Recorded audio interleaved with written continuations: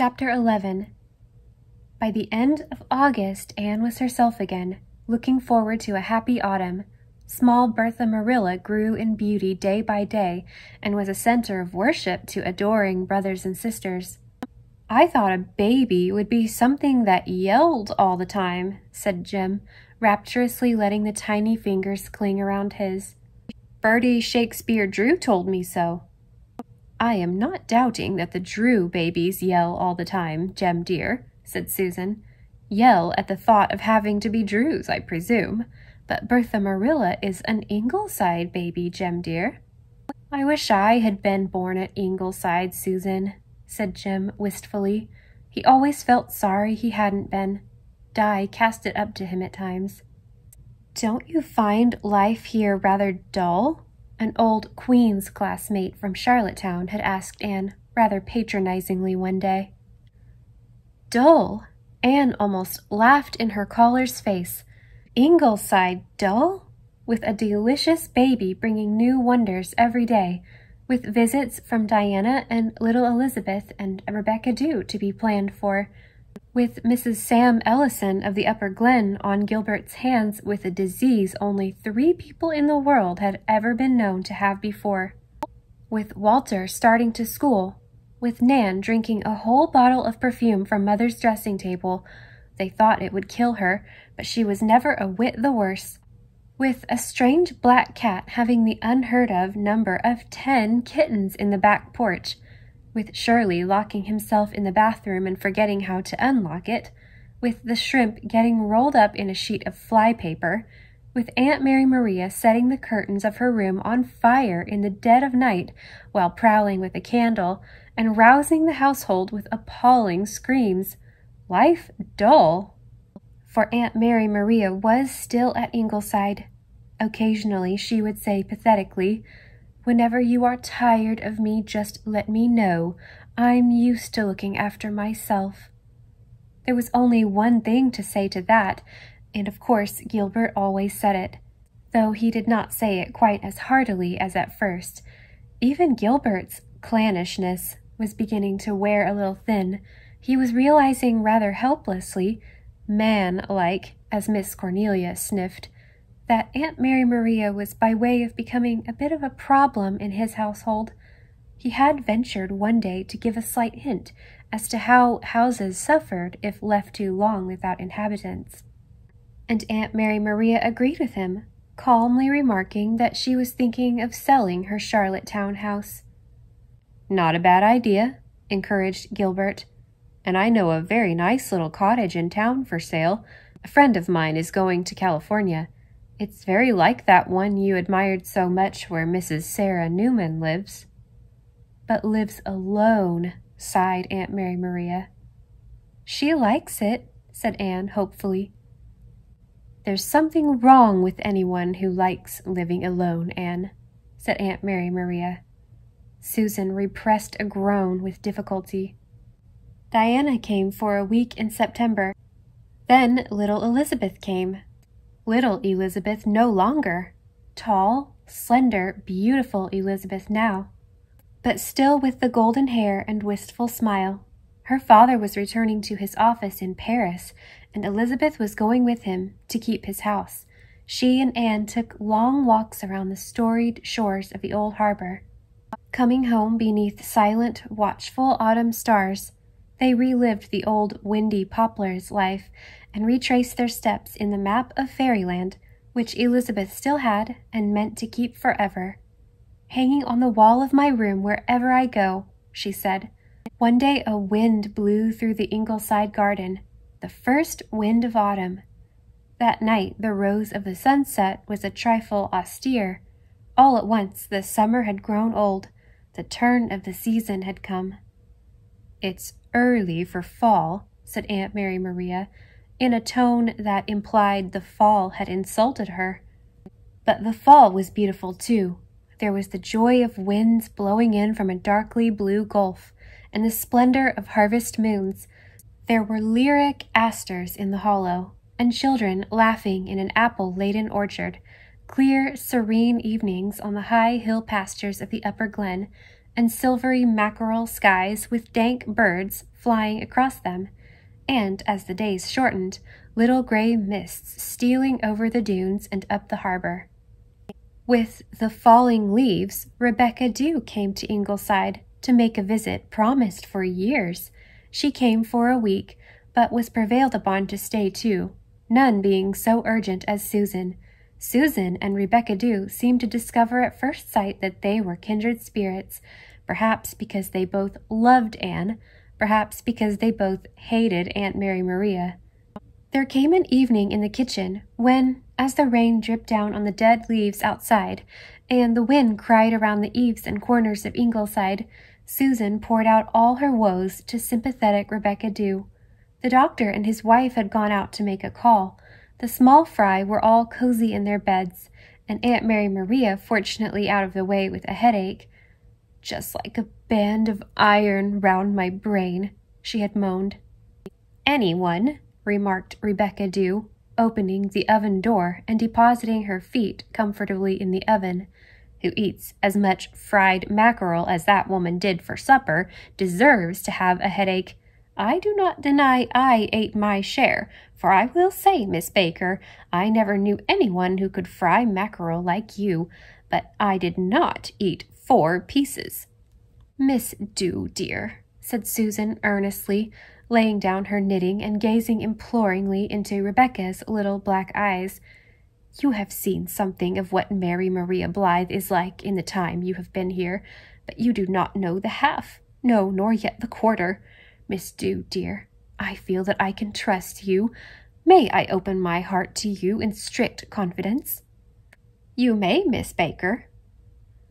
"That woman came here in June, and it is my opinion she means to stay here the rest of her life. Every one in this house detests her. Even the doctor has no use for her now, hide it as he will, and does. But he is clannish and says his father's cousin must not be made to feel unwelcome in his house. I have begged," said Susan, in a tone which seemed to imply she had done it on her knees. "I have begged Mrs. Doctor to put her foot down and say Mary Maria Blythe must go, but Mrs. Doctor is too soft-hearted, and so we are helpless, Miss Dew, completely helpless." "I wish I had the handling of her," said Rebecca Dew, who had smarted considerably herself under some of Aunt Mary Maria's remarks. "I know as well as anyone, Miss Baker, that we must not violate the sacred proprieties of hospitality, but I assure you, Miss Baker, that I would let her have it straight. I could handle her if I did not know my place, Miss Dew. I never forget that I am not mistress here. Sometimes, Miss Dew, I say solemnly to myself, Susan Baker, are you or are you not a doormat? But you know how my hands are tied. I cannot desert Mrs. Doctor, and I must not add to her troubles by fighting with Mary Maria Blythe. I shall continue to endeavor to do my duty. Because, Miss Dew, dear, said Susan solemnly, I could cheerfully die for either the doctor or his wife. We were such a happy family before she came here, Miss Dew, but she is making our lives miserable, and what is to be the outcome I cannot tell, being no prophetess, Miss Dew. Or rather, I can tell, we will all be driven into lunatic asylums. It is not any one thing, Miss Dew, it is scores of them, Miss Dew, hundreds of them, Miss Dew. You can endure one mosquito, Miss Dew, but think of millions of them. Rebecca Dew thought of them with a mournful shake of her head.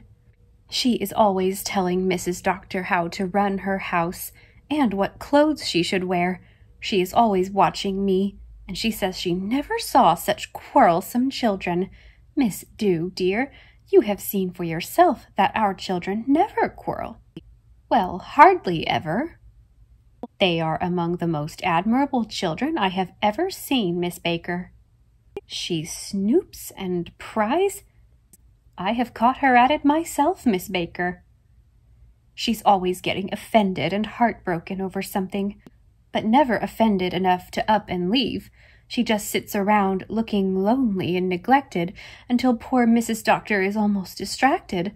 Nothing suits her, If a window is open, she complains of draughts.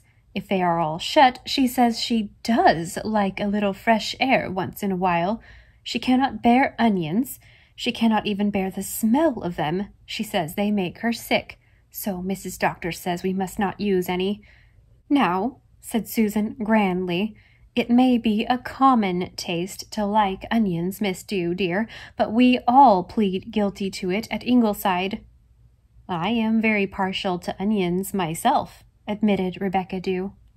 She cannot bear cats. She says cats give her the creeps. It does not make any difference whether she sees them or not. Just to know there is one about the place is enough for her, so that poor Shrimp hardly dares show his face in the house. I have never altogether liked cats myself, Miss Dew, but I maintain they have a right to wave their own tails. And it is, Susan, never forget that I cannot eat eggs, please.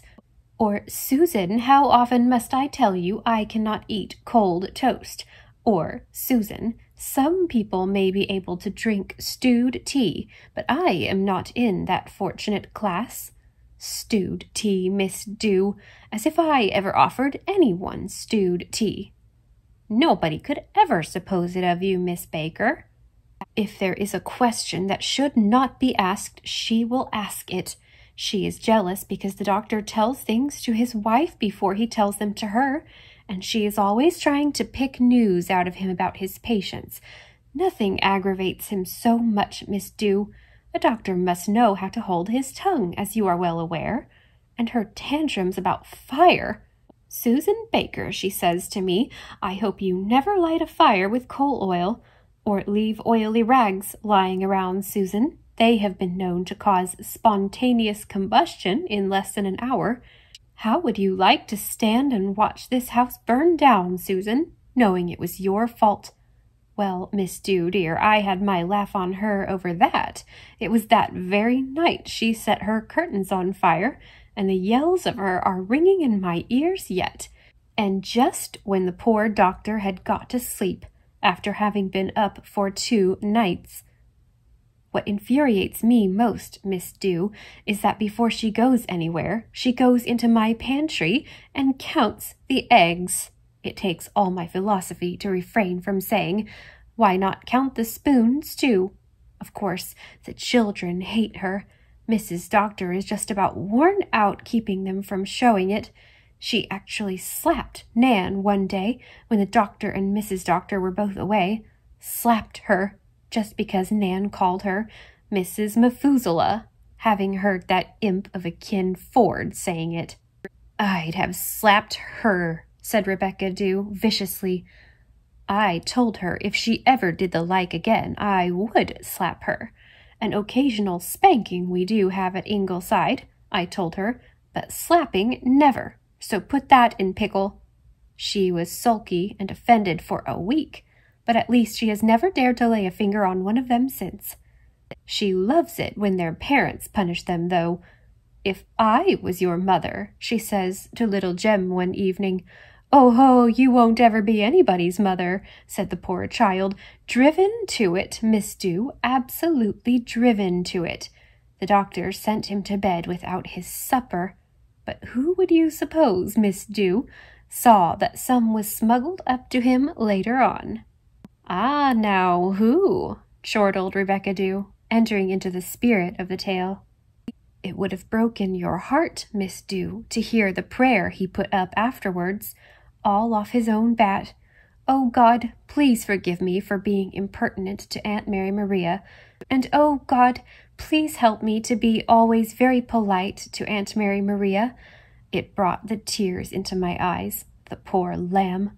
I do not hold with irreverence or impertinence from youth to age, Miss Dew, dear, but I must admit that when Bertie Shakespeare Drew threw a spitball at her one day, it just missed her nose by an inch, Miss Dew.